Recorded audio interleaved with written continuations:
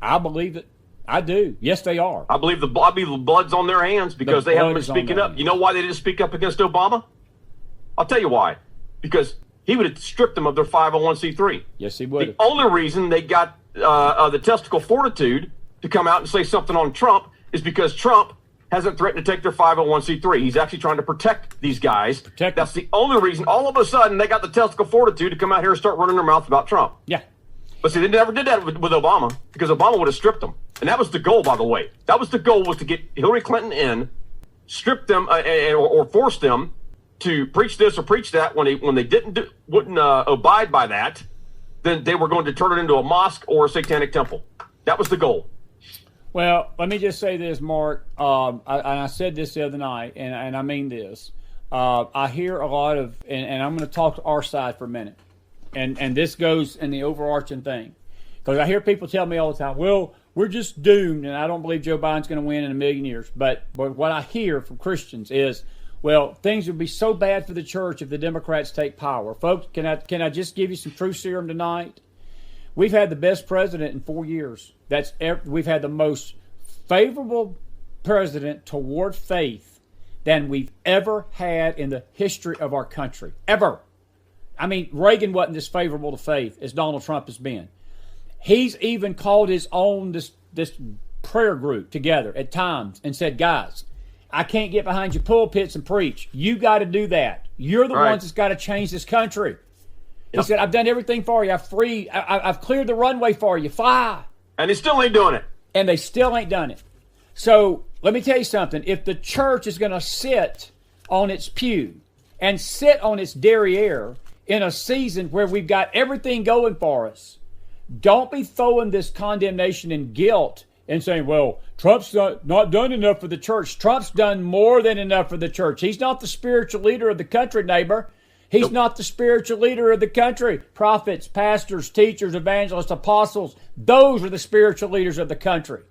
And if their voice is silenced because of the 501c3, that's not Donald Trump's fault, Mark. That's right. He's done everything to clear the runway to make sure the church regains its voice, and it still, in many cases, has stayed silent. You're seeing the true character of the church system come out, brother. Right there. That's what you're seeing right now. What do we got left? We're 30 minutes into this. Go ahead, buddy. You want me to start hitting some of the headlines here? Hit some of the headlines. Go ahead and take it on. All right. So right before the show started, the judge okays the release of Ghislaine Maxwell transcripts immediately, actually, is what they're saying right now. So we'll see what happens in that. And then what do we got here? Here's one for you. Here's some more character right here, okay? What we were just talking about. 6 former administrators from the Columbus, Georgia campus of Apex School of Theology have been charged in an indictment for their alleged participation in a scheme to defraud student loan programs of more than $12 million. That's from the DOJ, boys, right there. Okay? Wow. Oh, yeah. That's a lot of money. The Justice Department today came out and said today millions of Americans rely on the internet and online platforms. Competition in this industry is vitally important, which is why today's challenge against Google for violating antitrust laws is a monumental case for both the DOJ and for the American people. That's from Attorney General Barr. What else we got here? Yep, that's Google. That's Google again here. I'm going to deal with some house cleaning stuff here for me here towards the end here before we get to the stuff here. Okay, so Gateway Pundit put that out that Biden's computer camera roll turned over to Bannon and Giuliani contains 25,000 images with sexually explicit selfies and porn. Now, a lot of this stuff is going to be way worse than that, guys.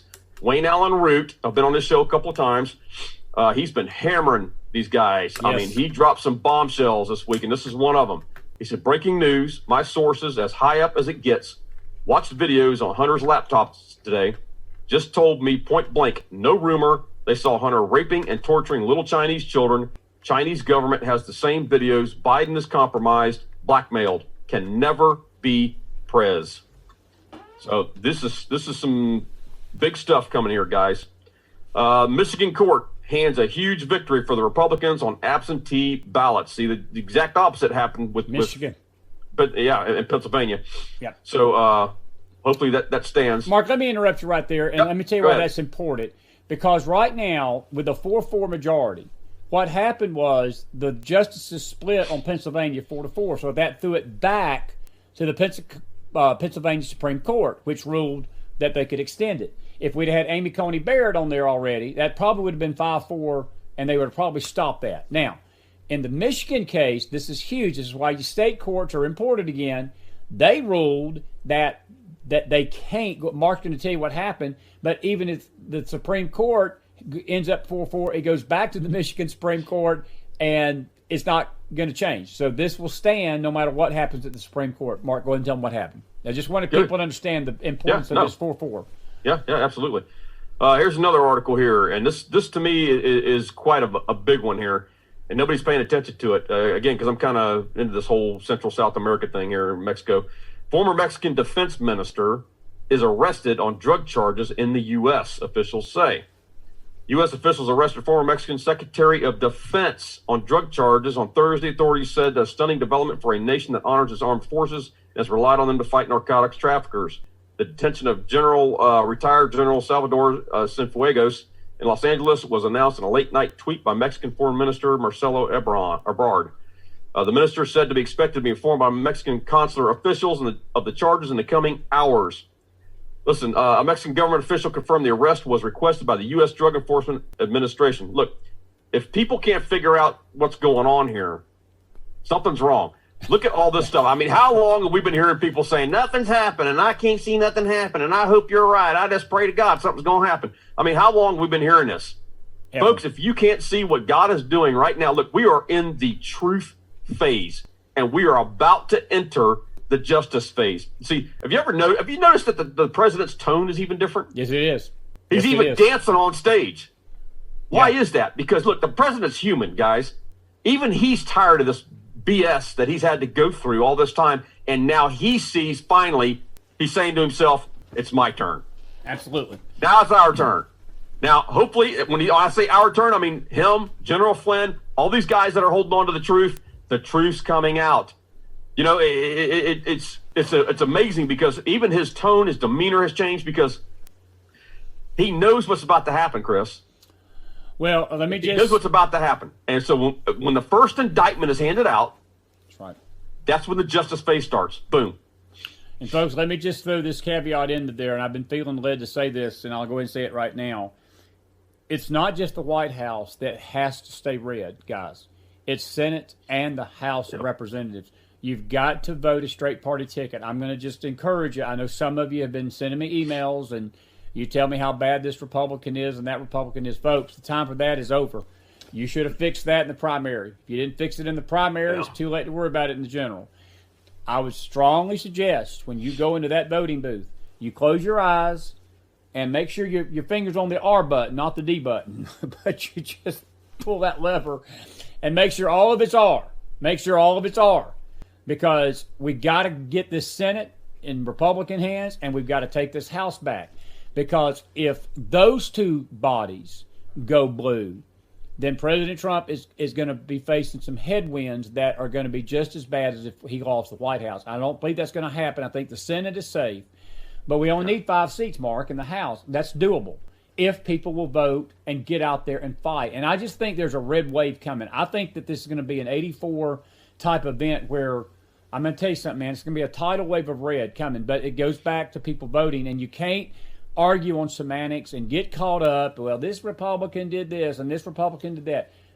We've got time to fix that later. But we got 2 weeks. It's time to get in this ditch and vote red. I don't care who they are. If Mickey Mouse is running on the Republican ticket, vote for Mickey Mouse right now because you need him. You need him on the Judiciary Committee. All right. Well, look, does he get all 50 states?